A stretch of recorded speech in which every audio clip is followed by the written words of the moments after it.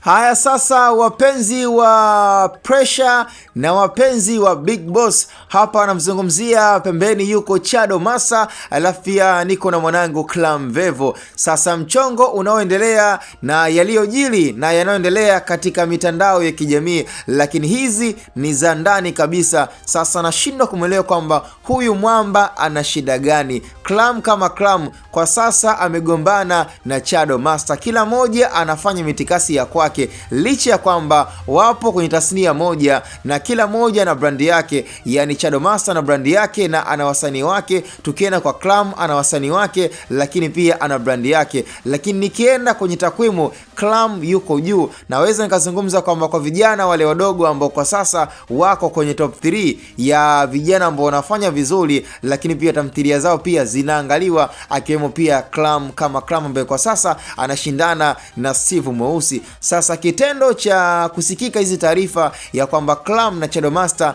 wamegombana, nafikiri moja kwa moja nakimbilia kutokana pia na taarifa zilizokuwa zikiendelea ya kwamba Clam imekuwa ni tabia yake kujisikia dharau, majivuno, majigambo kwa wasanii wenzake. Amekuwa akileta maneno ya chini kwa chini ya dharau kwa wasanii ambao wanajuana na Chado Massa. Kama unavyofahamu kabisa kwamba mwisho wa siku hata ungekuwa ni wewe, Chado Massa baada ya kusikia kwamba dogo anajilamba, dogo majigambo na anamsema vibaya kwa wasanii wake, akaona isiwe kesi, basi mambo yasiwe mengi, akaamua kukata waya na kila moja anafanya mitikasi ya kwake. Licha ya kwamba hawakuwahi kuwa na urafiki, lakini walikuwa wanawasiliana kama washikaji tu, kwamba Chado ana namba za Clam, lakini mwisho wa siku kila moja alikuwa analinda brand yake. Na nikiangalia na kukumbuka kwamba Steve Mweusi chanzo cha kugombana pia na Clam ni majivuno na majigambo ambayo pia yalikuwa ni endelevu, na tulikuwa tunaona pia sisi wenyewe kwamba tukiona video za Clam